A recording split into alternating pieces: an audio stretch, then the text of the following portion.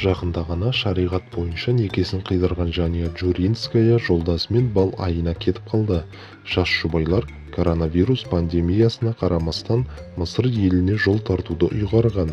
Алайда ерлі зайыптылар шетелге өздері ғана емес, отбасылық достарымен бірге кеткен. Жания Джуринская жолдасы екеуінің бал айына аттанғанын өзінің инстаграм парақшасы арқылы хабарлаған. Жас жұбайлар бірінен соң бірі өткен құдалық пен некелесу шарасынан кейін демалып қайтуды шешкен. Олардың таңдауы бүгінде қазақстандықтар көптеп барып жатқан Мысырға түсті.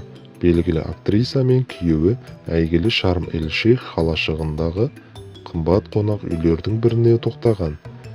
Қызығы, Жания мен Данияр бал айына екеуі ғана емес, жұлдызды достарымен қоса барған.